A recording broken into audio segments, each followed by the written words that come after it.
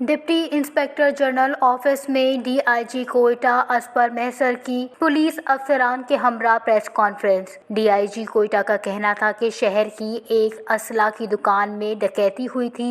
मुल्जिमान 100 से जायद जदीद नौयत का असला जिसमें 74 अदद 222 बोर, 10 स्नाइपर्स गन्स, 3 अदद 323 बोर राइफल, 8 पिस्टल्स, 174 मैगजीन नया और जदीद असला अपने हमरा ले गए थे।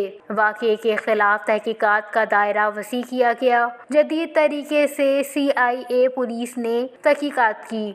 जियो फाइनेंसिंग की मदद से मुल्जिमान तक पहुंचने की कोशिश की गई।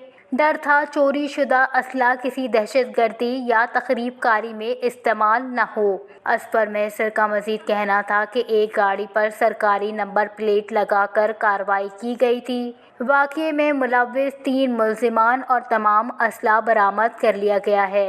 मुल्जिमान से तफ्तीश का अमल जारी है। मास्टर माइंड से मुतालिक भी तहकीकात की जा रही हैं। उन्होंने मजीद ब्रीफिंग देते हुए बताया कि एक दूसरे कामयाबी कार्रवाई भी मंशियात के खिलाफ की गई है। नवाही इलाके में एक मंशियात की फैक्ट्री पर छापा मारा गया। फैक्ट्री में जड़ी बूटी से मंशियात बनाई जा रही थी। फैक्ट्री में रोज़ाना की बुनियाद पर कई किलोग्राम आइस और मंशियात तैयार की जाती थी। मंशियात फैक्ट्री से 7 अफराद को गिरफ्तार किया गया है और असला भी बरामद हुआ है।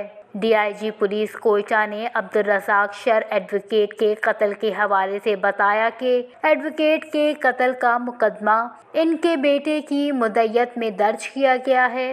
अब्दुल रज़ाक शर एडवोकेट एक अहम मुकदमे में मुद्दई थे। तमाम जावियों से इस कत्ल की तहकीकात की जा रही है। हम हुकूमत से तहरीरी तौर पर कहेंगे कि तहकीकात के लिए JIT बनाई जाए। ऐसी JIT जिसमें तमाम इदारों के अफराद शामिल हों। वश न्यूज़ कोयटा।